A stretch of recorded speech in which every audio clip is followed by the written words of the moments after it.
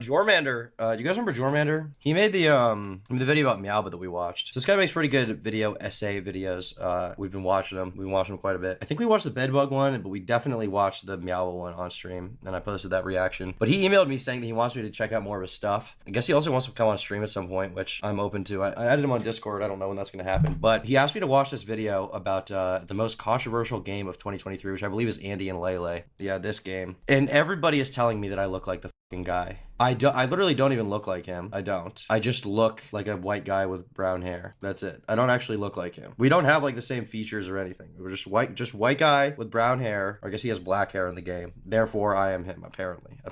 When this game came out, I had so many people being like, oh, this is you. This is so you, Tom. It's not me. Your cartoon avatars are kind of the same. Yeah, but I'm not a cartoon, okay? I'm not a cartoon. We do have white boy swag. But this game apparently is very controversial because apparently it also has swag. A lot of people were talking about how it's a really fucked up game because that has incest. Now, I held off my judgment because I actually haven't even played the game. I haven't played it because I don't like playing fucking video games, you guys know. I just play Fortnite. I might play some Pal World later. But I do like stuff with dark subject material. Jormy49, is his name on this? Okay, yeah. Comes in because he made this whole video about it that we get to watch now. Hopefully it's good. The Coffin of Andy and Leyley, although I guess since Leyley is a nickname for Ashley, technically it should be pronounced the Coffin of Andy and Leyley, but that sounds weird, so I'm gonna stick with Leyley, is something of a phenomenon right now. I don't know about the Jormy 49ers, but I, personally, haven't been able to escape hearing about it for weeks. It's likely a combination of the fact that there are just an overwhelming amount of posts on the internet about it right now, and the fact that my Twitter algorithm thinks I'm into some freaky stuff.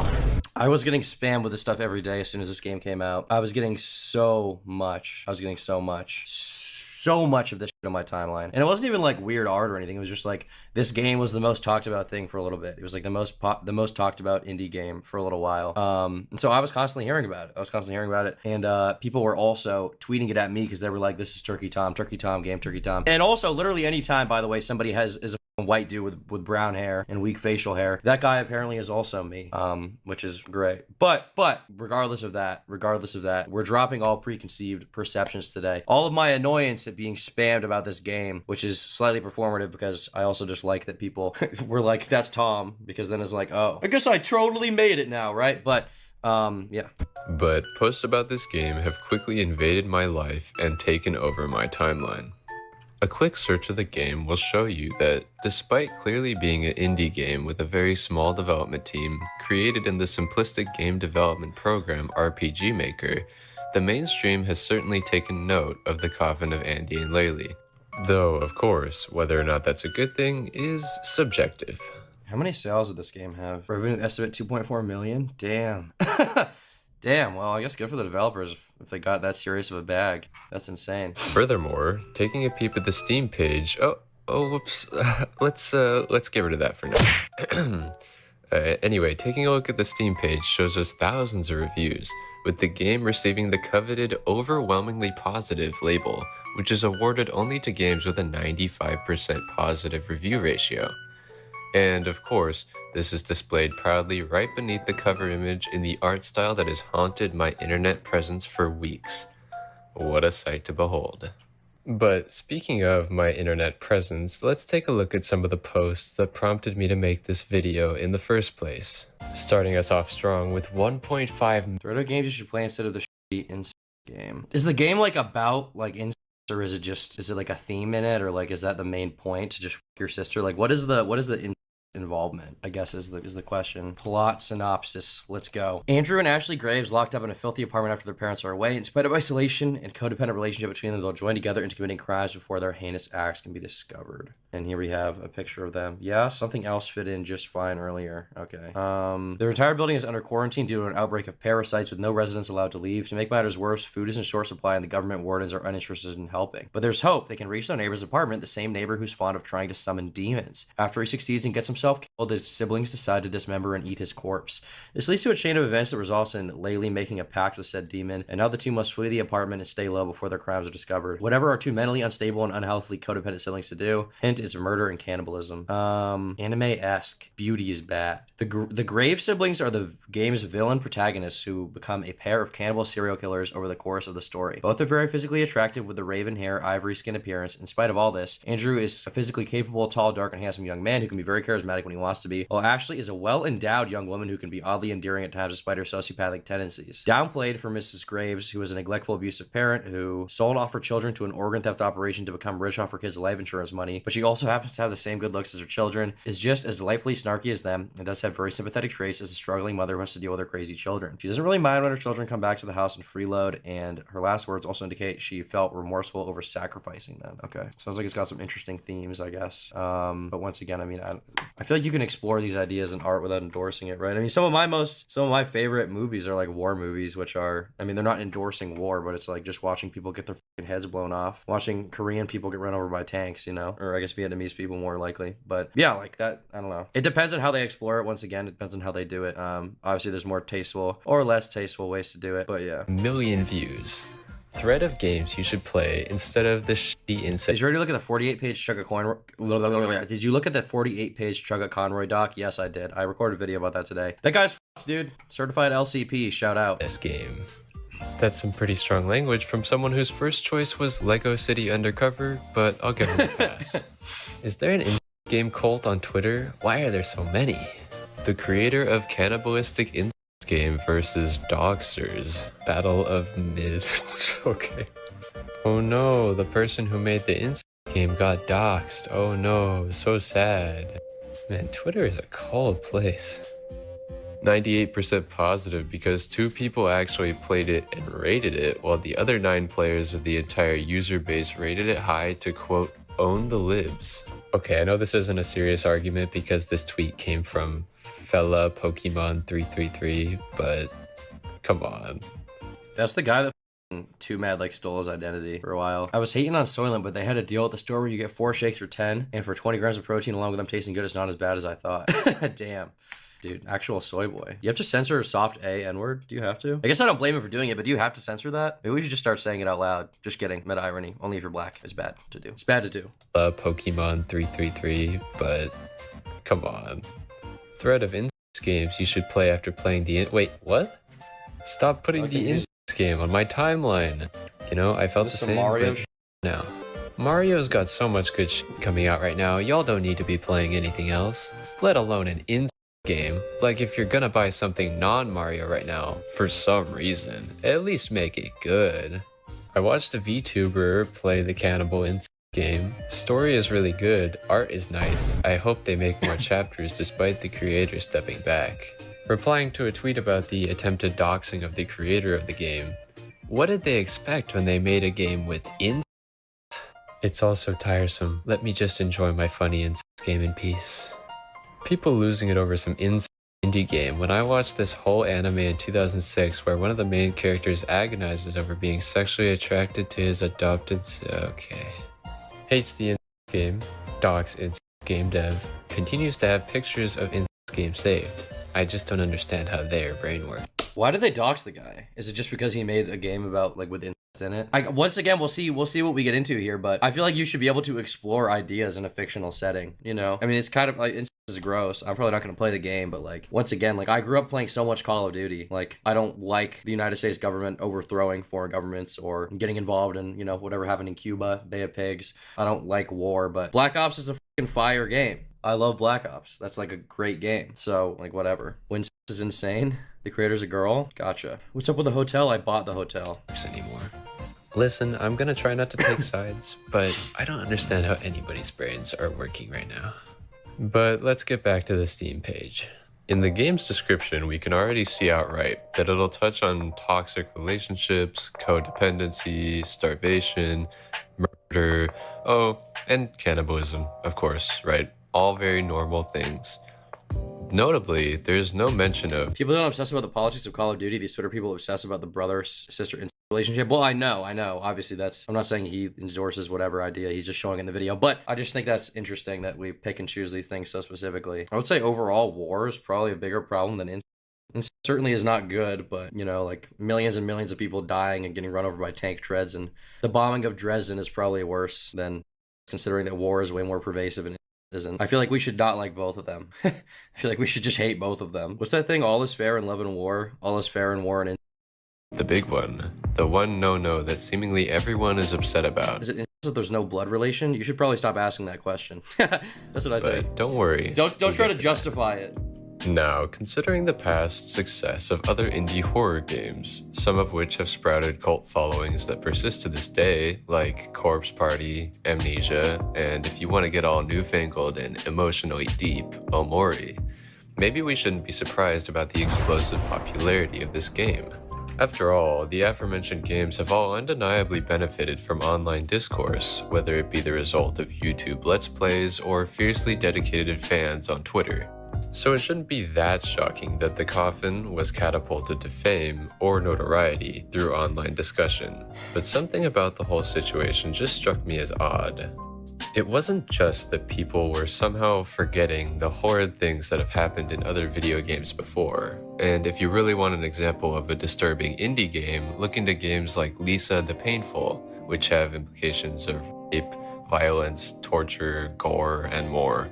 Or even the atrocious things like war crimes, cannibalism, and child predation that are touched on in more mainstream games. And it wasn't just the fact that people on the internet were pretending to be morally outraged at the inclusion of a theme like incest in an indie horror video game. The same people who, mind you, then turned around and attempted to dox the personal information of the game's developer. The creator of the Coffin and Andy and Leyley got doxxed, so they are transferring the game's ownership to Kit9 and pretty much leaving the internet. This is why we don't have nice things on the Western side. Yeah, that sucks. That sucks, man. Including her personal address with supposedly pure motives. No, the one thing that truly stood out to me was that even with all of this outrage, backlash, and ridiculous behavior, I found that it seemed the vast majority of people speaking on this game had seemingly never played it, or even seen comprehensive gameplay of it. Out of the morally outraged, the repulsed, the disgusted, those who were shocked to learn that there even existed a game with something this horrible in it, it seems many of them did. This is the thing that I'm curious about. Like when I was growing up, there were so many f***ed up things in every game that I played. Like every game I played was just like Murder Simulator, right? Like literally all of them. Not that I have a problem with that, but that is what they were. And so from that perspective, I'm curious, like, is this like a new crop of people? Are these like children who have never been exposed to dark themes in games before? Is this like that's why they're so disturbed? Like what is the problem really? I just don't really get it. I could be wrong, but it seems to me like they're probably literally children. Standards in society shift as generations pass. I mean, that's true, but in some ways, I feel like the younger generation has way less standards. And yet this is like such a giant issue. I mean, there is a difference between exploring complicated, disturbing ideas in art and, actually engaging in it. Did you link up with the e-girl? I will not be linking up with Summer. All due respect, but I want my life ruined and I don't want to be accused of RAPE. My understanding is about the girl is extremely controlling and abusive towards her brother. The mom and dad just abandoned them. It's about a f***ed up family dynamic. Gotcha. Well, that sounds like interesting to explore those ideas. What makes things bad and like murdering people in GTA is bad and nobody talks about it, but in the game is bad? Like, where is it drawn? Yeah, good question. I want to know where the line is for these people. I found the conversation recently around the Pow World game pretty interesting. There seems to be, like, with these newer games, there seems to be this moral outrage that happens. So with Pow World, basically people accuse them of using AI art, and I don't think they even used it. I think that was a false allegation. But Asmongold basically made a statement saying, like, people don't actually care about AI art, and a lot of artists will get mad about it, but their opinion ultimately doesn't matter because the average consumer doesn't care. And I think he made a very cogent, true point, which is that when you're making a product,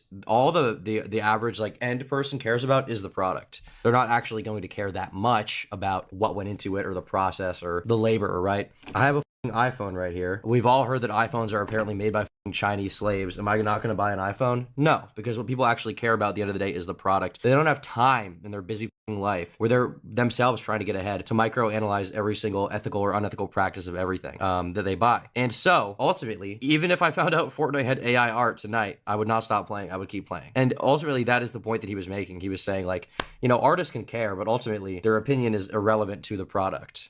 And I would agree. I would agree with that. You know, artists should be paid. I hope they get paid, and I hope that I don't want them to lose their jobs. But ultimately, if you can't make the consumer care, then they're just going to keep buying it. And I don't think you can make the consumer care. Even know the context of Is Lolcow dead? I heard the Lolcow podcast is having issues. I don't exactly know. I feel like AI and pirating are the same issue. If your product is quality, AI won't replace it. If your product is bad, it will. It's a service issue. I mean, part of the problem for artists is that they're very interchangeable. So if AI art can make art better than you can, then I assume that it's just like if it's more affordable, why would anybody even use like why would anybody pay an actual artist who's gonna overcharge you, who's gonna take too much time to get it done, who's gonna complain about it, who's gonna ghost you? These are common Twitter artist problems. Why would you pay one of these people when Chat GPT-4 will pop out a image right away like that? Most artists are replaceable, you know. Most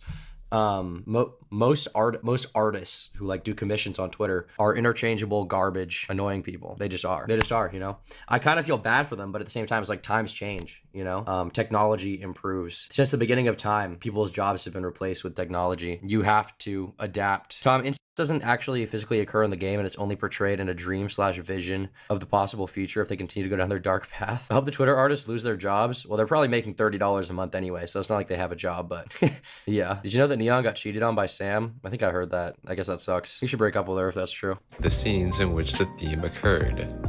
Now, I want to nip this in the bud right here. This is in no way a defense or endorsement of any of the themes expressed in the game. It's just me presenting the facts, and they are facts that I find very interesting. And while you all might think it's a small thing to get stuck on in the grand scheme of things, I want you to consider the fact that people were so butthurt by this game's existence that they went out of their way to dox the creator's private information to the internet. If that person's info was leaked by someone who didn't even play the game that they supposedly found so egregious as to prompt an invasion of privacy this immense, then I think that really says something. But we'll get more into the aftermath of the game later, after I've gotten to something very important.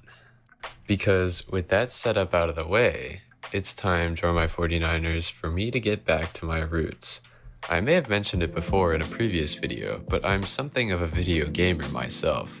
You might be able to tell from my profile picture, which is the main character from the survival horror series The Evil Within. And if you were one of the select few who saw my channel before I made the... Also, Jormander, if you wanted to, or Jormy, whatever the your name is, if you want to talk on stream, I did add you on Discord. I don't know if you accepted it, but yeah, shoot me a DM. Transition to edutainment content, you'll certainly know of my immense gaming prowess. And even though my content doesn't currently reflect that, it's about to. So buckle up, Draw My 49ers. We're going rogue. We're going where other edutainment channels wouldn't dream of going. We're going boots on the ground. It's time to play some horror video games. And before you all protest that you don't want to see something as horrifying as the game, that it's too much for your morally pure eyes, etc., don't try it. YouTube analytics tattled on the most used search term by viewers from my Meowba video, which is by far the largest on my channel. And this game is literally my viewers' #1 search. Damn. And you guys weren't searching in this game or game within or something. You guys were searching the full name. You knew exactly what you were Hey looking Tom, making a video talking about political commentary channels, any advice? Make it good. That'd be my advice. for, so don't act like you weren't curious. Anyway, so yes, I decided to purchase and play the Coffin of Andy and Leyley. Let's hope I don't regret this. You know, immediately after my purchase went through, I did have a bit of doubt.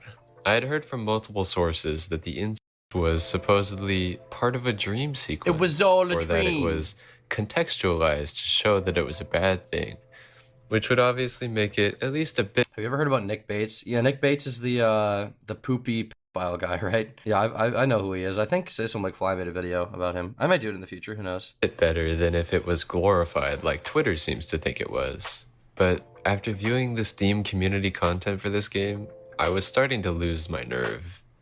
I mean, this seems pretty overt, but I came here to give the game a chance and subject myself to whatever horrors it had in store for me. All right, Jormy, I like the video, I will say. One criticism is there's a lot of padding. There's a lot of padding. I feel like this first section, this first 9 minutes could have been 4 minutes, probably. So, yeah, I feel like it could have been condensed quite a bit. That would be my recommendation. And I'm not going down without a fight. If I did, Stop I with would this be image. the epitome of No more. integrity that you all know me to be. No more Luigi. So, here we Yeah. go. Before I start going through the events of the game, I think it's best we start with an overview of the plot. So here's the setup. Andrew and Ashley Graves are two siblings who are trapped in their apartment where they live together. They can't have food delivered, trash removed, supplies ordered, etc., etc. Their mother also notably won't pick up the phone at all. She seems to have given them up for dead the second she got an opportunity to. They are trapped and guarded by a warden who doesn't seem to care if they live or die. It's soon revealed that this is all due to their exposure to a tainted water source that has exposed them to a parasite with a comfy death count of 53. It's worth noting right off the bat that the humor here is very Tumblr-y. I don't really know what to call it. There are lots of jokes, like when you interact with a trash can, it says, "In the trash lie your hopes and dreams, exactly where they belong." For another example, the game gets oddly aggressive when it asks you if you want to save. This is obviously just a reflection of the writer's sense of humor, but I find it interesting. Another thing I find The writers probably grew up. I mean, it's kind of obvious from the from the visual style and stuff like that. But they're probably heavily inspired by Invader Zim and Death Jr. stuff like that.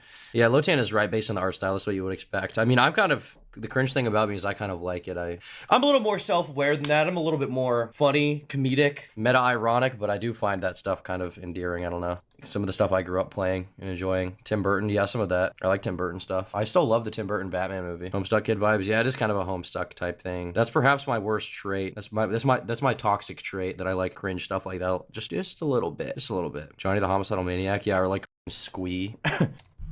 Yeah, it's like this.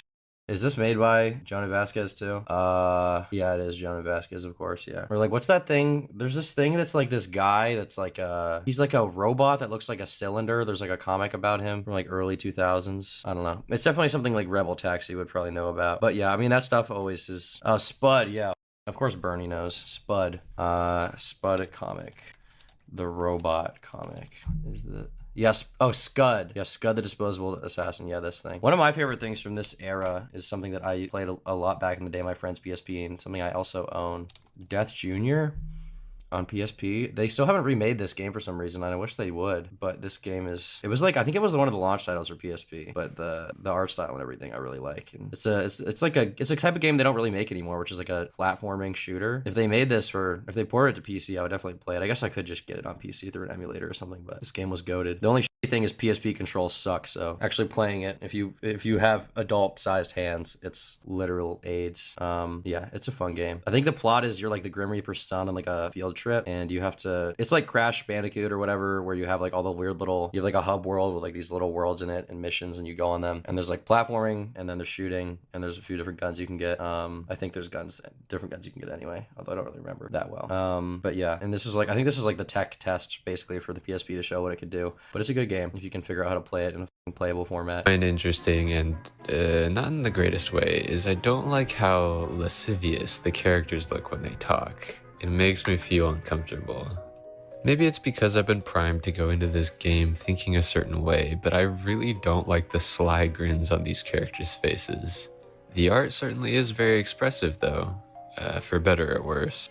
But back to our protagonists, Andrew and Ashley. Kids don't want platform shooters anymore, they want win the game. True. If we take Sly Cooper vibes, yeah, Sly Cooper is that same kind of thing. Although I liked Ratchet and Clank better than Sly Cooper, but it is pretty good. Lethal Company made this art style a little more mainstream. You mean just cell shading? I mean, they've been doing cell shading forever. I guess maybe recently, but... Take a look at the Steam page, we can see a graphic that sums up their dynamic pretty well. Honestly, I gotta cut it some slack.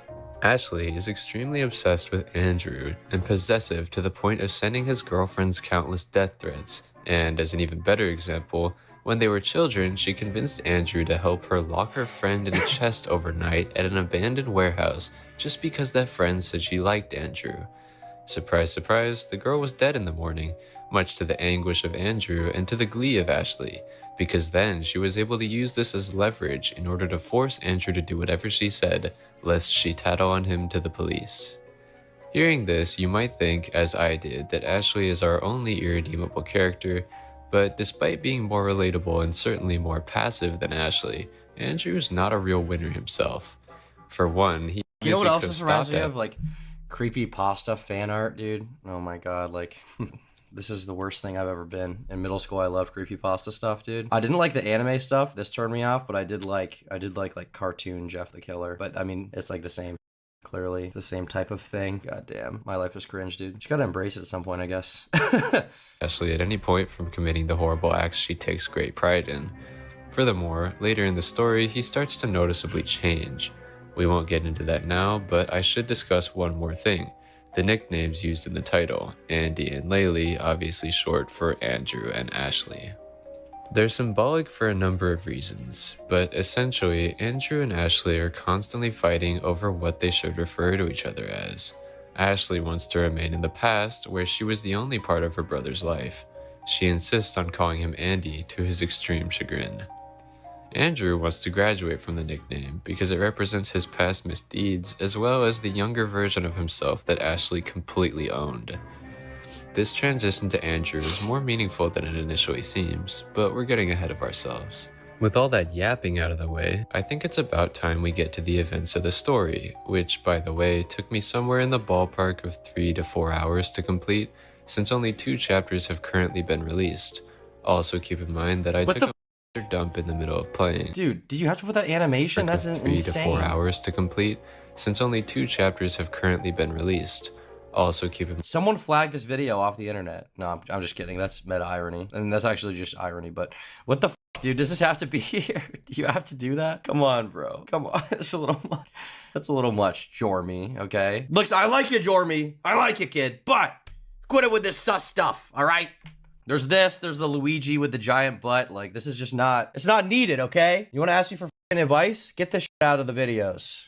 Jesus. Mind that I took a monster dump in the middle of playing, so my hours are not accurate in the slightest. Naturally, let's begin with Chapter 1. The game starts off relatively calm, depicting Andrew and Ashley's depressing life as they slowly starve to death trapped in their apartment. However, things pretty quickly escalate as we promptly witness our main characters engage in cannibalism. However, it's much more understandable than I expected it to be. Don't get me wrong, it's disgusting, but they were starving to the point that Ashley would regularly black out in the midst of an average household activity, and they were completely out of food.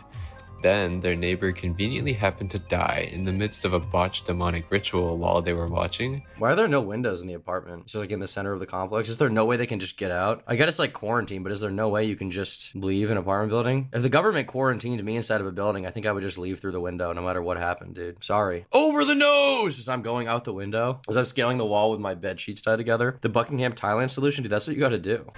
It was literally a choice between life and death for them, and as disgusting as it seems, I can see the rationalization. But for coming instances, if any, of cannibalism, well, I'm less inclined to understand where they're coming from. In the reactions to this action though, we learn a lot about our characters. Andrew is conflicted, feeling extreme. This is Undertale, another medium. This is the Leafy music that I use all the time. Great song, dude. Great, excellent song. Yeah, this one. This is so nostalgic for me. Oh my god. It takes me back. Can you guys believe 2016 was 8 years ago? I'm gonna do something drastic. I'm gonna do something drastic and terrible and leave no survivors in a video game because Jesus Christ. 8 years. I'm gonna be 22 this year. What the is happening? Extreme guilt and needing his conscience to be soothed by Ashley when he's kept up late at night by the implications of consuming another human being. Ashley, on the other hand, well, she seems to have taken a bit more pleasure in the deed than you'd expect. Even if I understand why they did what they did in this life or death scenario, I certainly don't understand being so carefree about it. In fact, I was honestly very surprised throughout the entire first chapter that this game is infamous for supposedly having incest, because for a long time I was convinced that Andrew agreed with me in thinking that Ashley was an insufferable sociopath with 0 redeemable qualities. Take this scene later in the chapter, for example. After literally killing the warden to save Ashley's life, even though he was so morally conflicted over eating a corpse that he hadn't even killed, Andrew was still jerked around and treated like crap by Ashley. Then, at the chapter's climax, the siblings set up a convoluted trap that involves holding a demonic ritual and luring the second warden into the room, so that they can offer the demon his soul. In order to accomplish this, Andrew holds their downstairs neighbor, who the wardens refer to as Hot, at cleaver point and threatens her into calling the remaining warden up to the ritual room. When Ashley returns from the ritual's success, the lady... I like the way the game looks when it's not in the cutscenes or whatever too, like the muted colors on the characters and like the toned down art style with like not a lot of details, but the nice like grainy texture in the background. It's very nice. Something about that pleases me. I will say I wish it wasn't in this little box. is dead.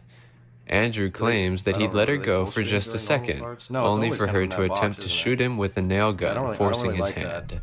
However, Ashley is immediately convinced the only reason Andrew could have possibly killed the woman is that he had attempted to sleep with her and she had rejected his advances. Since she detests every time he tries to get a girlfriend, she flies off the handle, leading him to say things like What's this. up, Wendigan? He also loses his temper, choking her temporarily, and getting my hopes up that I somehow reached a special ending in which he was going to nip the rumors in the bud immediately by killing her. But don't worry, he lets her go, and there's still much character development to be had. Again, for better or worse. I feel like that's quickly becoming this video's motto. Anyway, after this, we're sort of at the end of Chapter 1, at least in terms of significant events. I mean, in the demonic ritual intended to kill the warden, Ashley obtains a demonic talisman that grants her the power to have clairvoyant dreams, which will be very important later. She also steals the warden's gun, meaning they have a more effective method of protecting themselves now. Oh, and Ashley's dead set on their next target being their mom, who had no qualms with leaving them to starve to death in their apartment. Though honestly, I'm starting to understand where she was coming from with that. But now, with the tremulous relationship between Andrew and Ashley reaching a breaking point, and them finally being free from their prison of filth and starvation, we can move to Chapter 2. And don't worry if you found Chapter 1's description boring, there'll be much more to go over. I will say, Jeremy, you do talk just a little slow. You shouldn't be twice as fast, but I turned it up to 1.25 times speed, and I feel like this is how your voice should sound in terms of narration stuff. If you want my advice at all, I would say do that. Yeah. Chapter 2. Trust me. Though in the first few scenes, there's really nothing of note. There was, however, an interaction that really tipped me off to the fact that the creator of this game may not have had many interactions with people in real life. If you, playing as Ashley, step in front of Andrew while he's watching the TV, the following conversation will take place. Hey, get your fat ass out of the way. I think you meant my awesome fat tits, you cocksucker. What? What? Move, you cow. Whatever, wanker. When I first... Wanker? So whoever made it is British then, that's all you need to know. Maybe they deserve to be doxxed. I'm kidding. But, yeah. That is a weird interaction, I guess. I don't know. The thing is, this is the thing you think, like, okay, you think when you move in with a girl, you're going to be like, oh, I'm not going to care when she walks in front of the TV. It's fine. It's fine. It's whatever. But then when she walks in front of the TV, you're like, you're just going to stand there? Get the fuck out of the way. Get the fuck out of the way. I'm watching Sopranos, okay? Please, get the fuck out of the way. Wanker is crazy, though. Their brother and sister? I mean, I know, but isn't that the point of the game, that they're fucking weird? It kind of makes sense that an Englishman would make a game about incest, though, no? Tell me I'm wrong. These people are twisted. First played through this scene, I laughed for 5 minutes straight. You cannot make this up. This is... I can't even say anything. This is not how real people talk. I don't know if you guys have seen those memes that show, like, blank if it was written by VizzyPop, and then it just has a million cuss words in the title. This is a survival horror game if it was written by VizzyPop. Anyway, after this, our darling dearies drift off to sleep, and Ashley actually has her first clairvoyant dream, which involves an unknown assassin entering their room as they sleep and slitting their throats. Obviously, they feel inclined to stop this, so they decide to leave the room, wait for him to enter, lure him back out, and ambush him in the park. I may or may not have skipped over the dialogue here and run straight up to the closet, which triggered an instant death since that's where the killer was hiding, but I'll actually just chalk it up to my gaming prowess, since dying there got me a special achievement for reaching an early ending. Great. In the midst of this, some side events happen that I'll skip over because I'm assuming their payoff isn't in the game yet. For example, there's a whole cult subplot where Andrew infiltrates a cult club meeting. I don't really know what that's about yet, but it's not really relevant. Anyway, Andrew and Ashley's ambush goes off without a hitch, and after shooting How stern are you with women? I'm actually kind of a pussy. their That's would-be the truth. assassin dead, they obviously help themselves to his things. They find out that he was sent directly to kill them specifically. Maybe this will have a plot payoff at a later date, but for now, it's meaningless information. What is not meaningless, though, is that they steal his car and are now free to make their way to their parents' house. Their plan is initially just to rob them, but I don't really trust that. Along the way, Ashley gets a visit from the demon that gave them the talisman in her dreams. It tells her that, unfortunately, she'll need to charge up her talisman with human souls if she wants to use its power again. But considering that she's currently on her way to see her parents, who have, in her mind, abandoned her for dead, she hatches an idea you could probably see coming. Once they arrive at their parents' house, they begin ransacking it for anything of value, noting that their parents possess a doctored death certificate for the both of them. Apparently, this was done to collect a life insurance policy their mother had conveniently put out on them. However, in the midst of their discoveries, their mother returns home. I feel like the music of this part doesn't exactly fit, but overall, seems like an interesting game. I kind of want to play it now. I mean, now I know the whole plot, but I kind of want to go through and play it on stream. Is there anything that you can't, like, you can do a let's play of this on stream, right? Like, it's not like there's like content in it that's so bad you can't play it on stream. Yeah, there you go. There's people who play it. This horror game is a cultural experience. Yeah, you can play it. Maybe I will play it at some point. It seems cool. I don't know. After a surprisingly anticlimactic scene, it's decided that there's no nudity. Well, the way people made it out, I thought it was literally like a game. I thought it was literally a game that you play and it's like all just disgusting. Like, what are you doing over there, step bro? I thought that's what it was, but apparently it's not even that bad. Of course, Asmongoon played it. Is Asmongold a gooner? There's a lot of lines and events that he glossed over. I think you can stream. Gotcha. Some channels do hentai let's play. You can't actually do that on YouTube though, right? You can't play like a real hentai on YouTube. It has to be like heavily censored, right? I assume. For dinner. After that, Andrew prepares dinner and they all eat together in another scene that is surprisingly mundane.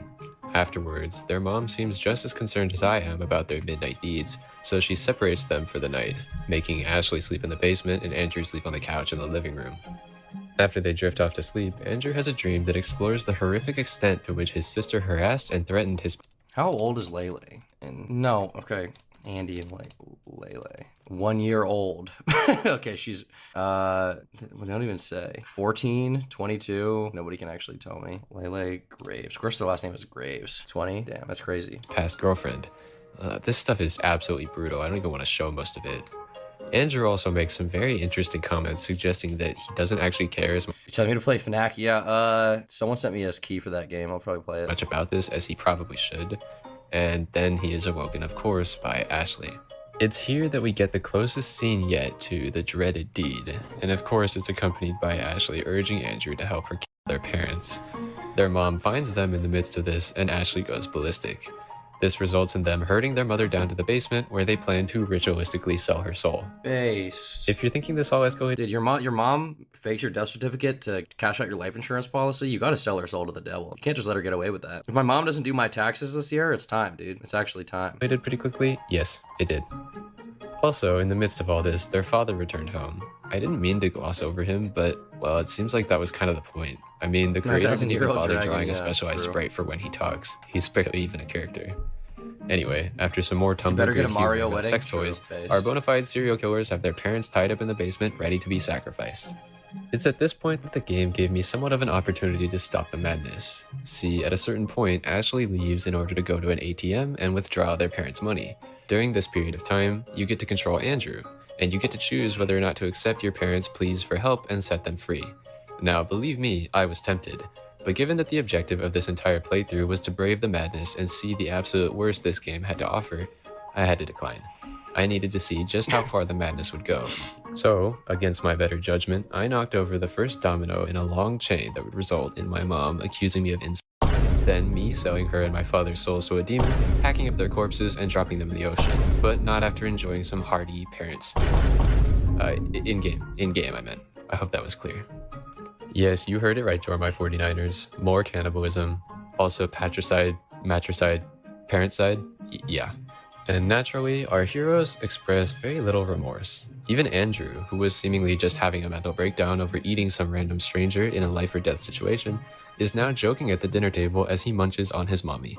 Is the point just that he's been desensitized to the horror? Or was he a horrible person the entire time? I assume it's desensitization, considering the first time he was bothered. Or maybe it's because he just justifies it because his mom cashed out the life insurance policies. He's like, this person. This is a great representation of the transition that I mentioned earlier, the transformation from Andy into Andrew.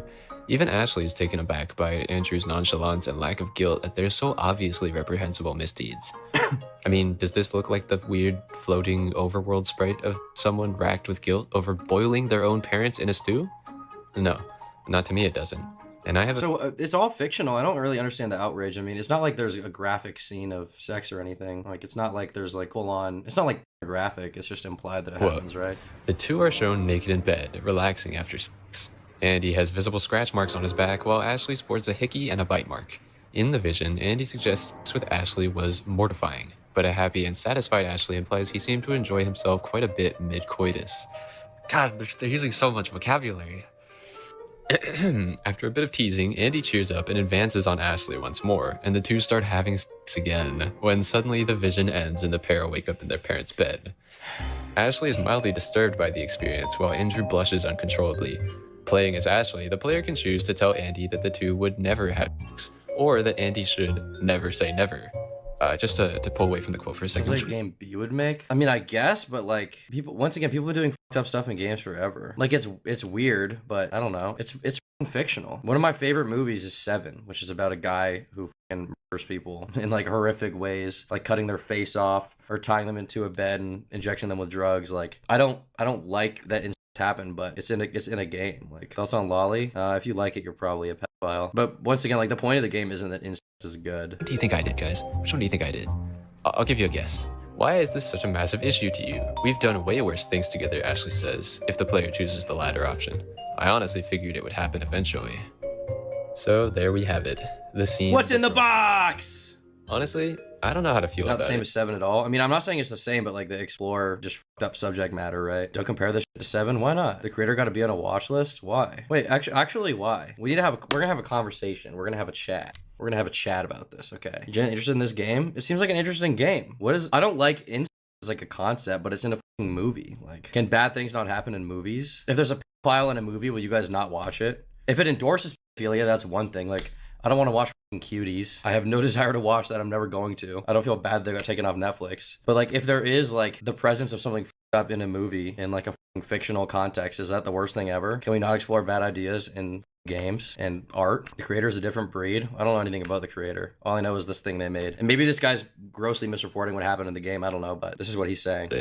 Of course, the scene is disgusting. It made me feel really gross. And if someone had walked in on me in that moment, I would have been absolutely mortified at what was on my screen. I think people here aren't bothered by incest. They're bothered by the game being edgy and boring. Well, that's not what they're saying. Exploring bad ideas in media is totally different than just making an incest game, but it is not a game. There's like one scene, it seems like, in this that is like that, and the rest of it is not even. It's like cannibalism. Cannibalism is probably fucking worse than incest, no? And that's in the game, nobody seems to care. Everything has a limit. This is more than just weird, but unfortunately there it is, and it's okay for silly little human brains. Is it more than just weird? To me, it just seems like weird. I feel like the cutscene art style does a lot of heavy lifting for why people are uncomfortable with this game. The character design is too cartoony to handle serious topics. So would you prefer if they were just real characters? That's what you would prefer? If they were real people in the game and real actors and you got to watch them have sex, would that be serious enough? Like, is that what you wanted? What do you want? Exploring bad ideas in media isn't necessarily endorsing ideas, it's just exploring it so you understand it. I mean, whether or not it's for a super virtuous reason, I mean, I think that you can explore the idea. Like, do you guys just see like bad thing equals bad? Why do you have no problem with me playing games where I murder people all day? Green. But was I morally outraged? Honestly, I can't say that I was. And it's not that I approved of or condoned the action in any way. I'll tell you outright, I do not. As I said, I found the scene disgusting. It's just that by that point in time, I had realized something. This game is in absolutely no way a reflection of reality or anything close to it. Somewhere in the midst of the demonic rituals, the multiple humans... Isn't the point about like two characters inside of a vacuum stuck in this apartment slowly degrading their morals to survive, and eventually they get to the point where they're willing to have sex with their sibling? Like, that's fucked up, but like that's what it's about, right? It's about something bad. It's not like a good story. It's not like a happy story. Stews, the crass jokes, the flirting and joking within minutes of a double murder, and the inhuman lack of emotions from both our protagonists, I realized that, to me, these characters had become something other than humans. They were caricatures, incarnations of the angst, sociopathy, taboo desires, and lack of inhibition that the artist had instilled in them. And then it hit me. This game is absolutely no different than a fan fiction, something to be found on a site like Wattpad, or locked away in the cringy recesses of an old Tumblr account. It's a story not about people, but about characters. And to be fair, I also did have to make a string of decisions that took me down the Rock groomed me based worst of two paths just in order to see this scene in the first place. I even had to solve a puzzle that involves placing a heart in between the two siblings. This isn't a defense of the events in any way at all, but to be fair, you had to really know what you were expecting if you explicitly solved the puzzle in this way. Honestly, all of this stuff about the characters not reflecting reality should have been obvious to us from the start, and I'm sure it was. All of those who bred hate and harassment, who misled with the purpose of whipping people into a frenzy and recruiting fellow haters, I'm sure they knew too. Or at least they should have known if they've done even a modicum of research on the thing which they actually— But they didn't, because people just like to morally posture about this. I think you're right, Tom. People will use your response as an attack on your stance on Leyley. I mean, but the problem with Leyley is not that it like explores complicated ideas. The problem with Leyley is that it's usually made to pander to pedophiles, and they like it. So that's my problem with that. And the greater problem with Shadman, outside of him just drawing like children, for example, is that he drew real children and put it online for people to enjoy, including a real actress whose management team had to see it. Let me ask you, Tom, if you were a game developer, would you add to the game if you made it? I don't know, maybe, probably not. I probably wouldn't want to make a game about that. I probably wouldn't make a game like this. If it really serves the plot and is like an important storytelling thing, maybe, but probably not. so passionate about. But either they didn't, or they did and they simply just don't care. So that brings us to the aftermath. Now, I've obviously already discussed what I've seen on Twitter. Why not? Well, I probably just wouldn't make a game like this. I probably wouldn't make a game at all. I don't find it particularly interesting or like captivating or cool or edgy, but yeah, Call of Duty update based. Which is part of what prompted me to make this You don't video. think this game panders to sexual deviance, considering the fact that it literally has one scene of sex at all? Probably not. In the first place. However, most of that was relatively harmless. It did involve an overwhelming amount of negativity about a project that was never intended to be anything that serious, and it has— Who is Shadman? I made a video about it. Look up Turkey Tom, Shadman. That's right here. He's a up guy. definitely encouraged harassment towards the creator and anyone who enjoys the game in any capacity. Actually, you know, now that I mention it, the Twitter posts aren't that harmless, and it actually only gets worse from there.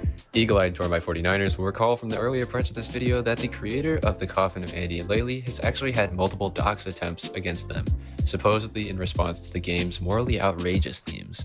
When dwelling on the internet, it's always There are people on important Twitter to who are deviants who just post to the characters. Well, I mean, that's bad and wrong, and I don't like that. But people do that of every character anyway, right? People did that. Furries did that with Tony the Tiger when they drew him with a giant dick. That's just what they do. If you made the game and it was integral to the plot, would you not feel weird about that? It depends on how it's done. Probably not. Like I said, murder is integral to the plot of some of my favorite media, and I don't feel bad about it. I don't feel that it endorses murder, but it also depends on how it's done, you know? remember that we all as individuals have a certain degree of power. What are your thoughts on Rev Says to Sue? I don't know a lot about him. People, I think, told me he's a lolicon, but that's all I really know. There's nothing wrong with the game itself. It's about the spirit behind the game and the fan base, like with Homestuck, people who like it are annoying. I mean, that's another problem, yeah. There's a lot of cringe from fan bases, obviously. For other people, and with that power comes the responsibility to wield it properly.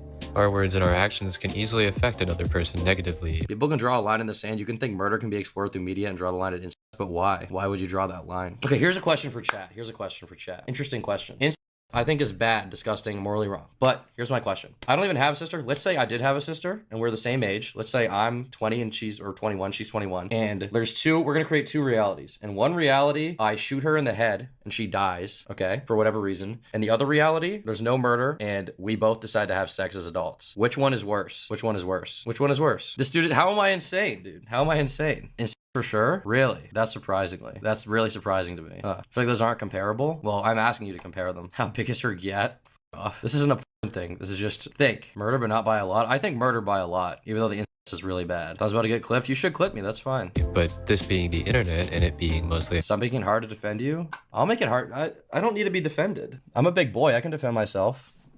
Hang out with Destiny too much? Okay, lol. anonymous, it's very easy. I think it's wild to say murder is worse when you can just stop being but you can't undo murder. It's wild to say murder is worse than when you can just stop being sexist but you can't undo murder. So wouldn't murder be worse? I don't really understand. to forget that and lose empathy for others. Do they wear protection? Sure, there's no risk of a child, I guess. I know there are people out there who find that Is having an Never, I'm not even gonna ask that one. themes touched on in the game But very they're pretty bad. Yeah, I agree. Obviously, but if you had to choose one, I feel like taking a life is one of the worst things you can do. I would agree. reprehensible. That's fine. In fact, I would argue that it's a very common opinion to have, considering the sentiments on the internet at this point. And to be clear, you shouldn't morally justify incest. I don't think it's good. It's not even that it's not good. It's horrible. But like you can explore it in media as like a theme. Is this a crazy thing to say?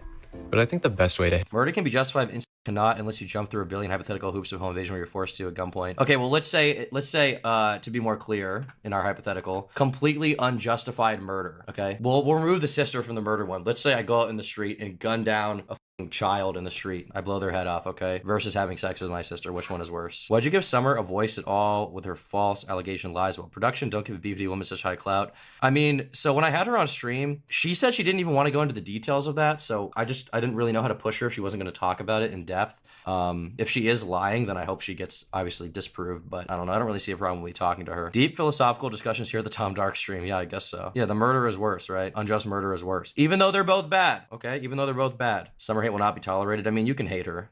Maybe you shouldn't like her. She's cute, but she kind of sucks. Handle this isn't with subterfuge, doxing, and arguments on the scale that we've seen so far. I think that more laid-back discussions would The baby could be the next leader of the Fourth Reich. Well, that would obviously make that... Never mind. probably be the right way to resolve this kind of issue. Especially with issues on this scale. I mean, this game is essentially the equivalent of Would you stop murder? No. a dirty fan fiction that really has no Not my effect on another responsibility. person other than if they have to see a post about it and it ruins their day because it's so gross. When's the Randy Stair video coming out? It's coming. Hopefully next month. This game is just gross. It's gross, crass, awkwardly written, bare bones, boring, and at times unbearably cringy. Oh, it's boring? But at least it's something. I guess what I'm trying to say is this. While I respect the opinions of people on both sides of this controversy, I believe the internet would be just a much more constructive place as a whole if everybody would just give things a chance before speaking on them. But what do I know? I've just been your host, Jormy49. What a ride, and good night. Also, I know this video is a lot different from what I've been doing recently. It's a lot less heavily scripted, and to be honest, most of the runtime is just me playing a goofy video game, which you could call lazy if you were so inclined. Would you say the N-word to save Joe Biden? I would say it to make lightning strike him down. I certainly also did a lot less research than I usually do.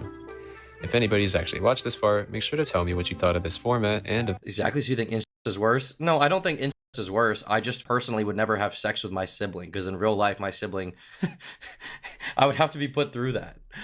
If I'm forced between if it's my personal choice, then obviously I'm not gonna fuck my fucking sibling to prevent a murder. That's not worth it personally to me. But that doesn't mean that in two hypotheticals, I think that one is like worse. Or sorry, I think that incest is worse than murder. I just don't feel responsible, so I don't care. this subject material down in the comments section.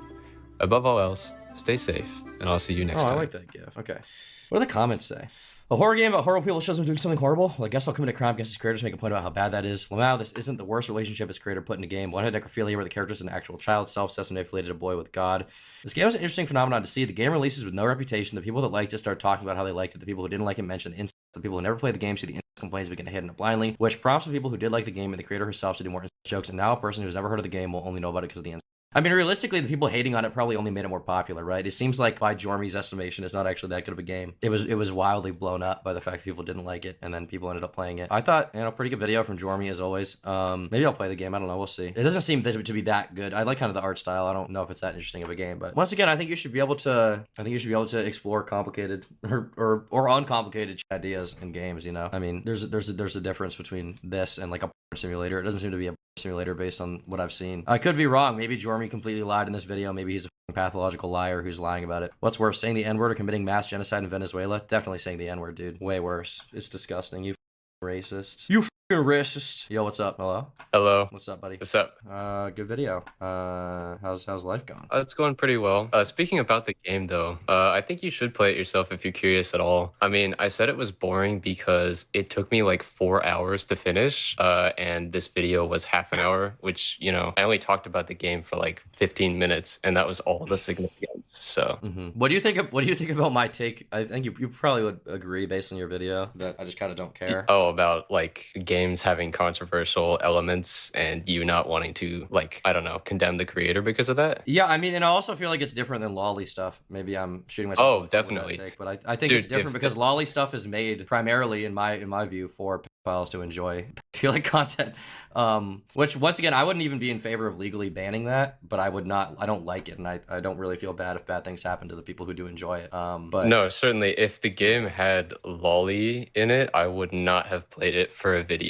That's just not something that I would have been able to even stomach. No, but, me neither. I mean, but because- also if the game had graphic incest, I wouldn't be able to stomach it either. But yeah, true. It doesn't show the actual scene, and it's part of a dream sequence. I don't know if you caught that part. it didn't even happen, right? Yeah, which is like, because of the first dream, they changed the future, so theoretically it's not like guaranteed to happen. I don't really care about that. I still think it's disgusting, and the fact that the creator even bothered putting it in the game is like, I mean, it's gross. obviously but like, it's a possibility. I just kind of don't. I don't know. I don't Exactly. care that much. Like, once again, like I was talking about with chat, like some of my favorite media has like brutal murder in it. Like, obviously, I don't endorse brutal murder or like it, but like it's interesting to explore. And then people in No, chat yeah, were telling me that they think that murder is less bad than I think that's wrong. Unless it's like a yeah, justified I murder. brought it up like in popular games even. The Last of Us 1 is one that I really harped on in the intro. There's like, you know, child predators in that game and stuff like that. It's like, do you condemn Naughty Dog because of that, or is it No, different obviously not. because Obviously, people is it don't. different because they're a big studio, you know? Like what's the difference between the Coffin having and you know, The Last of Us having child predators in it, or war crimes happening in like Insurgency or whatever? I think it It's like, where must. do you I draw the think line? it must be. It must just be like kids who haven't like played games before, or like haven't confronted their own like I don't know moral system yet, for lack of a better term. Maybe they just haven't confronted what their own ethics and morals are. Because like I don't know, I grew up playing so many games that had crazy shit in them, like Call of Duty. Like there's so much in those games, Yeah. and like Yeah, I agree. It's you know, definitely part of it. people wouldn't say that I'm like a psychotic person for liking those games, even though they have crazy stuff in them. You know? Yeah, I mean, I just posted a Yandere dev video yesterday, and people had kind of the same conversations about Yandere Simulator, which I thought was kind of surprising because, I mean, you know, like Markiplier, PewDiePie, they were playing that game back in 2015, and nobody really seemed to care. I mean, sure, it was a high school girl, but it wasn't about the fact that it was a high school girl. It was about, like, you know, the meme, like, oh, I'm gonna get senpai. But then people started making it about, like, oh, it's really reprehensible that you're killing high schoolers in this game. Well, And then the I was like, difference with well, that, maybe, in fairness, is that, and I haven't seen your video yet, but from what I understand, Yandere Dev is like actual creep. So, oh no, he is. He so is. that's I'm not probably it. defending Probably him. plays into his intentions with it are probably somewhat fetishistic or whatever, right? That's true. That's true. But like, if you just take the game at itself, which you probably shouldn't, you should probably just condemn Yandere Dev. And I do. I spend an hour condemning Yandere Dev and talking about how much of a degenerate he is. But like the game itself, people will take it in whatever way they can to make it sound worse. Like you're playing a game where the objective is to kill high school girls versus like, you know, you're playing a game with murder in it and you can kill prostitutes in GTA. Like, what's the difference? Yeah, exactly. I mean, that's definitely a part of it. Well, another thing that I've been thinking about is fuck, there was something specific I was going to talk about related to Yandere Dev. I can't remember right now. I don't know. I mean, overall, the big point is just there's a lot of like media and stuff that explores weird, tough, touchy issues, and like you don't have to. Oh, I know. Do you know the band Mindless Self-Indulgence? Yes, I do actually. So like, I love that band, and I love some of the music, even the songs about like up stuff. But it seems like the singer might be allegedly, based on a lawsuit, an actual PDF file, like who groomed a 15-year-old. And like Yeah, I've heard I about don't that. like him, but I like the music. You know. Yeah. It's hard to separate the art from the artist in that case because clearly it seems like the perspective he was writing from in the music may have been his own, which is disturbing. Oh, I but see. but I still like the music, and there's a lot of examples of stuff like that. Like just with like a lot of musicians are kind of f***ed up people, you know. I mean, As I Lay Dying, he doesn't really sing about killing his wife, but the singer, you know, tried to hire a hitman to kill his wife. Like that's up, but I still like the music. So I don't know. Yeah. I don't know. I stopped listening to them after they said the N word. Ooh, that was a bad one for me. Disturbing. You know, right? I had to quit. Mm-hmm. No, but I get it. I briefly had a video up about Kanye, about the clone conspiracy theory, how people were theorizing that Kanye got replaced by a clone. Mhm. I took it down because I got kind of like weirded out about the algorithm, and like I was reading quotes from Kanye in the video that aren't very, you know, highly seen by YouTube. Yeah, I know what you mean. So I took it down Some myself. JQ stuff, maybe. Yeah, a Yeah. couple things like that. Some black skin. But stuff. that's like Kanye is one of the biggest artists where people talk about stuff like that. Where can you separate the artist from the art type stuff, especially when maybe you he's can, talking maybe about going you can't, DEFCON but- 3. I think you can still enjoy his art. Like I don't know. Yeah, I mean, one of my best friends is a diehard Kanye fan, so I've been hearing a lot of that perspective. He's good. He's good. Yeah. No. No, I mean, Yeah. I agree. So you emailed me wanting to talk about some stuff on stream. Do you want to get into that, or would you rather just not? Personally, I don't really care one way or another. Like, I'll work past this stuff on my own if I need to, but Okay. like, you know, I'm not falling apart at the seams here. I'm a 10K YouTuber, you know. You made it. Okay. Well, if you want to talk about That any of wasn't stuff what I on meant to stream- say. If you want to talk about any of that, we can. But it's up to you. Yeah, no, it's just kind of tough because, you know, I put a lot of work into my videos. I know it's a little spastic with the emojis and the soy jacks, and I've really been trying to lean off that. I It's started funny. getting It's like, funny. I mean, I to be clear, it's kind of cringe, but I also kind of like it because it's kind of sets you apart a little bit. No. no, that's the point. Like terrible production value, but like it's different. Yeah. But I've been trying to lean into more like what you've been doing with like stock footage and you know, just letting something sit on the screen instead of like flashbanging you with chuds. You could just try to do both. Like, No, you could I'm just I'm kinda trying to find my have it balance. Yeah. incorporated. Yeah. Yeah. I think it's But cool. I do still spend, you know, hours and hours editing this crap, and I was just like having a little bit of trouble coming back from, you know, university class and just going straight from group projects to like talking about some degenerate on the internet. And I was wondering if you have any like anything you would say as someone who did that for a portion of time. So, to be honest, I don't think you should do what I did. Like, I'm being very, this isn't like ironic. You should not do what I did, but I can tell you what I did that allowed me to drop out of college. So I went into, what year are you? Are you first year? I'm junior. You're a junior? Okay. So I would be a senior right now. I would be like about to graduate if I stayed in. Right. So I went into college for digital media and journalism was my major. So like just media production stuff, writing. I did not get a lot out of the education. It was pretty bad. It was pretty like the production side of stuff was like Photoshop basics, which you can learn on the internet for free. Yes. And then the writing stuff was like not actually about writing. It was more about like A, can you write about why diversity is good, and B, can you format a document properly? So, and when I realized that, I was disenfranchised, and I didn't have a ton of friends in college. Didn't have a great social life, and then on top of that, like the political stuff just kind of sucked. And then so it was just like this conflict of stuff. And then on top of that, maybe that would have all been salvageable if at the end I got a good paying job, but I knew that I wasn't going to. I realized that pretty quickly. I see. Media, art people don't make money. So I was like, this sucks. So what I did was I was like, I'm just going to try to make YouTube work out. And if I can make enough money to pay for a year of rent by the time I drop out, I will do that.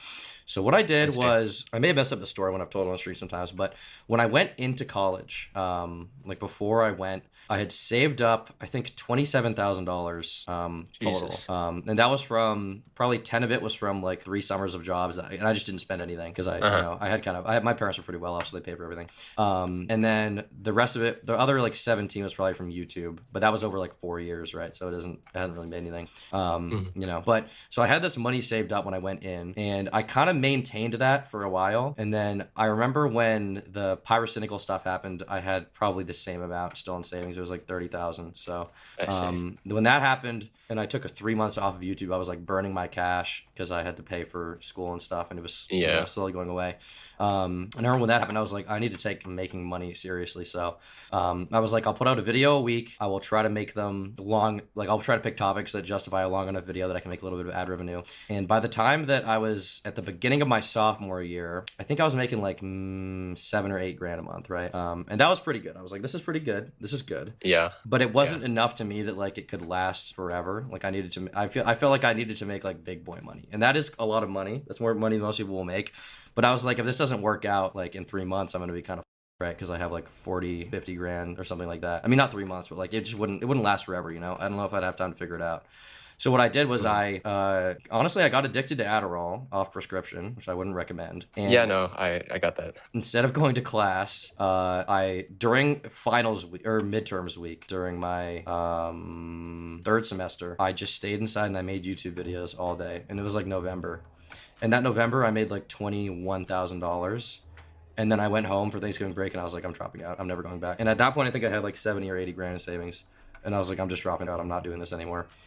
Jesus. And at that point, I had enough to pay for rent for, in my mind, like 3 years or something, assuming I had like a $2,000 a month place and like groceries. I could probably pay for that. And I was like, I'll just figure it out. And so when I dropped out, I was a lot happier. I didn't, you know, I mean, I was like, there's like a fear of it that I had for a long time, and I still have it a little bit. But like, what if it doesn't work out? But I mean, the money has only gone out from there because I just have time to work on it now, right? Like, I don't have any other distractions.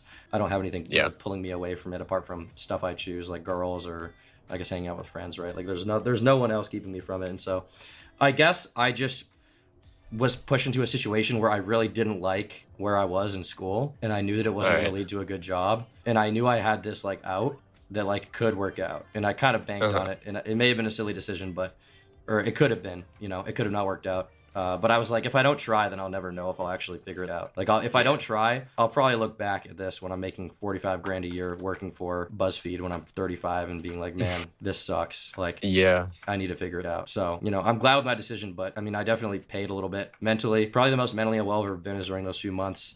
I was not happy. I was honestly a to my friends and my girlfriend at the time. Like, I wasn't nice, but it was like, I don't really regret it, I guess, because it was part of the stepping stone. So, yeah, I mean, I sacrificed a little bit of my sanity to get where I wanted to be. And as soon as I dropped out, I stopped doing Adderall and anything really. But yeah, so that was what I did. I don't think you should do that, but I will say I will say if you want to quote unquote make it, you might have to make a few sacrifices, and that might mean your parents hating you for a few months. No, definitely. Yeah. Yeah, that is a pretty silly decision, but you know, sometimes there's nothing wrong with being silly. I am not silly enough. If you know what I'm studying, you would know that I'm not an extremely silly person. Okay. So I do have, you know, kind of a lucrative thing lined up for me. Okay. Not YouTube, obviously. I'm not exactly making banger bucks over here. I do this, you know, for fun. I guess my main question is like, I'm not planning on dropping out or anything.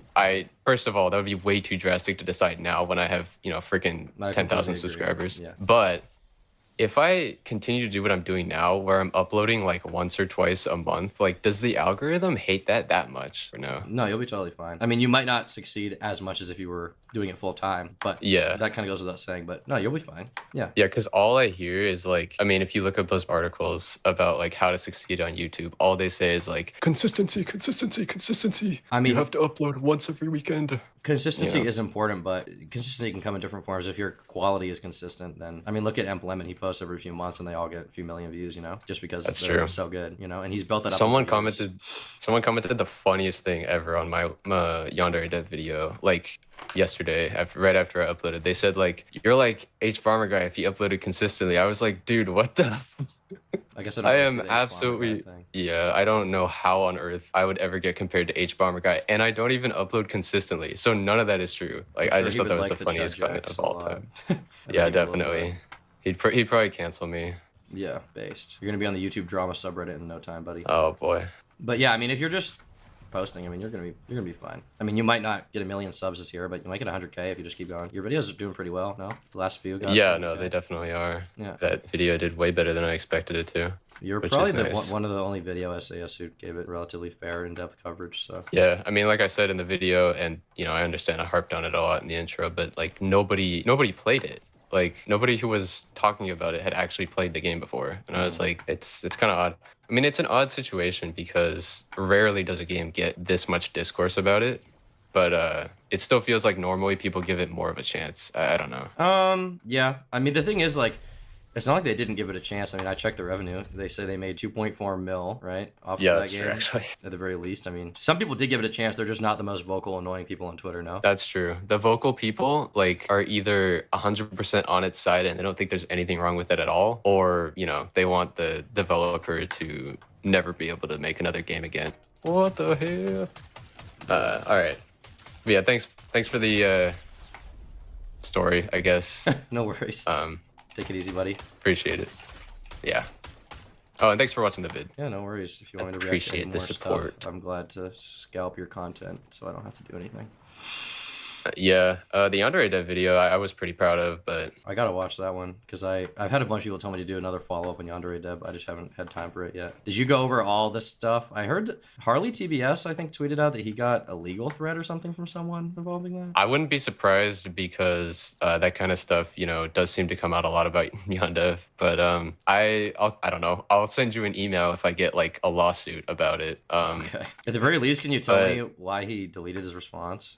No. I actually can't. He said it was for legal issues. I'm like 90% sure it was because people were dunking on it. I mean, because it was bad, no? Unless I'm missing something. Yeah, I mean, in his first blog post responding to the incident, he said, "I'm not going to go through everything and contextualize every interaction. I'm just going to admit I And then people were like, "Oh wow, this is really surprising. Yandere Dev has literally never had a mature response to a controversy." And But then what he admitted to was like, first of all, he didn't admit to the full picture, and then secondly, Yeah. if he did admit to the full picture, it would look horrible for him. Didn't he ask her for nudes? No, I mean that's not confirmed. He said I like thought in the Snapchat messages he was like, theoretically, yeah. I would like to get them out Yeah. of this, right? He said theoretically that's all I would get out of this scenario if I had bad intentions. So you can see his kind of like manipulative dodging around that kind of stuff language. Yeah. So like it's not 100% explicitly confirmed. He just mentioned like if I had bad intentions, you know what I mean? Right. So it's hard to say. But in his response video, he does that exact thing. Like he goes through every response, I mean everything he said and contextualizes it, right? And that's exactly what he said he wasn't gonna do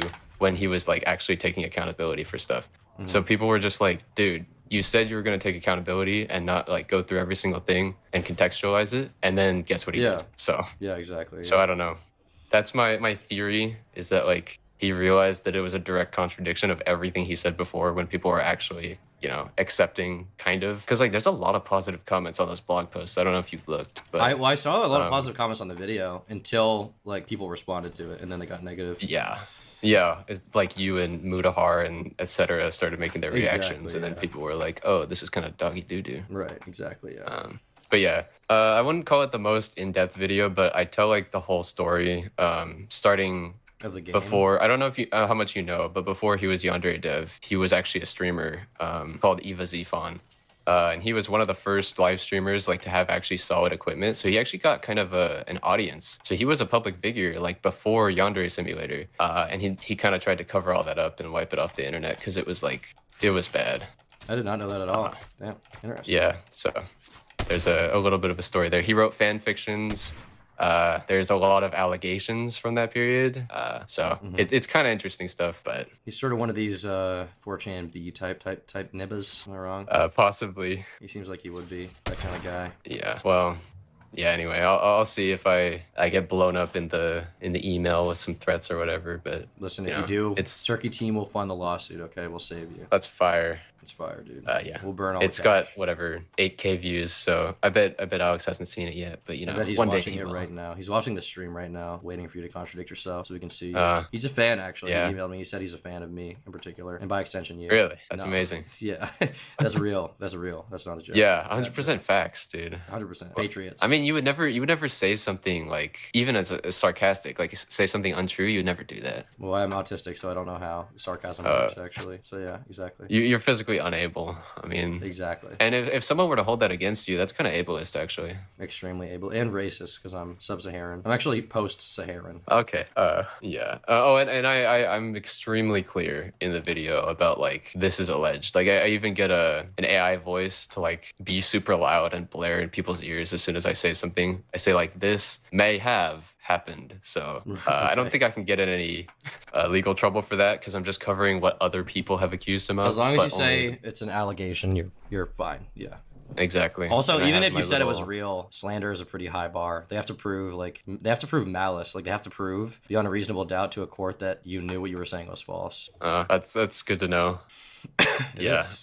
One of the comments I got was like, I can sense that you're kind of scared to go into the darker stuff, and I wish you wouldn't be, because this doesn't need to be a safe space. And I was like, yeah, I guess that's true. I'm just like, I get stressed about that stuff, about like slander stuff. So no, it's good too. I mean, the thing is, like, the average person who's not publishing a video to hundreds of thousands of people cannot understand the fear that you face over a lawsuit from a millionaire. Yes. And it's especially since the first video that I uploaded that went, viral, the Meowba video, like I got people from her server, they tracked down my Discord and started like harassing me in the DMs. Yeah. And like threatening to get my video taken down and whatnot. So that kind of like freaked me out. Yeah, it's not surprising. Dude. Facts. It was rough. I was like in class getting all these notifications in my pants.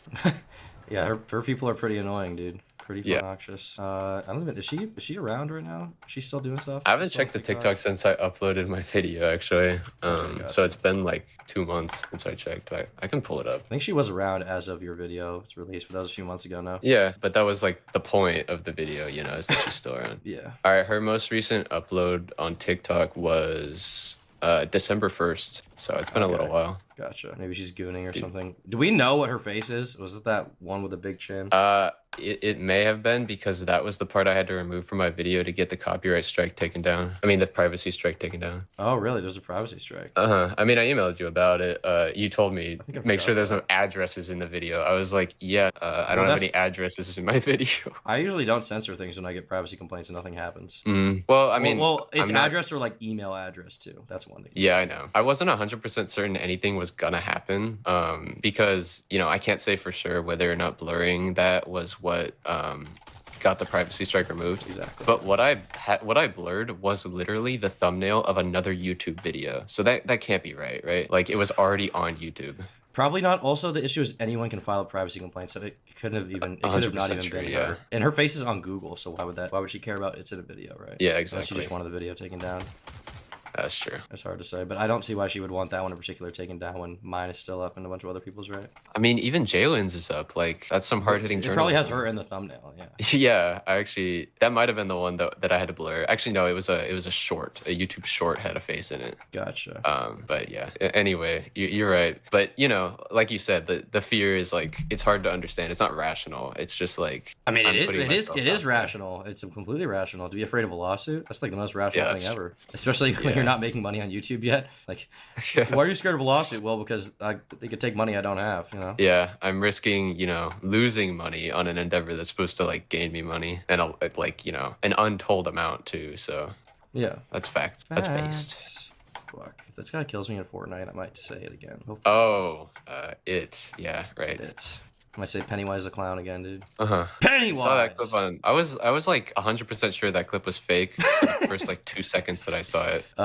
Yeah, it is fake. It's deep fake. Yeah, see, that's what I'm saying. That's why you gotta check with the original person to see if it's real. And they You would guys just ask me, you can easily tell that those clips are all fake. Okay? Exactly. This is just like, This guy sucks. I actually downloaded Fortnite like yesterday so I could play Rocket Racing.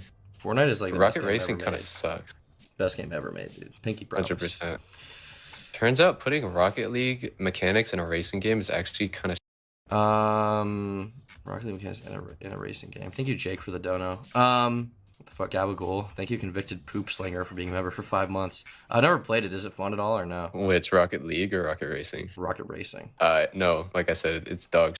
The mechanics in Rocket League are made for an enclosed space, and they put it in a race, you know, where you're on a track. It doesn't work. Gotcha. Pepper says, Tom confirmed Juggalo. I like some ICP songs. I like To Catch a Predator. And the Needin game, is that the other one? The Needin game? She looks like Ricky Lake. That one? That one's good. They're talking about you on our YouTube drama. Yeah, I think I heard that, and I just kind of, my eyes glazed over, and I move on to the next thing in life. Bro just sucks at it. Shut. How was better than Fortnite? Maybe we can play some tonight, Lotan. Maybe we can do some serious gaming. Have you been grinding on Pal World? I've played for like 3 hours with Lotan, that's it. It seems good though, seems fun. Yeah, I uploaded my video yesterday and immediately started playing Pal World. Pal World is awesome. It's good, you enjoy it? Yeah, I was a huge, you know, like Pokemon fan, you know, growing up. So this is kind of like, people calling me traitors, you know, but it's a fun game. Pokemon was making better games, or if they made that game, you'd probably just play it. Yeah, Marketplace like, of ideas. If I could put Piplup on an assembly line to make me iPhones, like I would do that too. Based. If I can take a musket, yeah. Water powers and all that. Yeah. Anyway, I don't want to keep you here for too long, unless you have another thing you want to talk about. I don't want to take up your life. No, I mean, I don't want to clog your stream with the Jormai Gooners in the chat, so. Oh, the Gooners. Okay, gotcha. And be sure to become a member. For $5 a month, they get the members-only podcasts and exclusive videos that only members get. Thanks so much for your support. No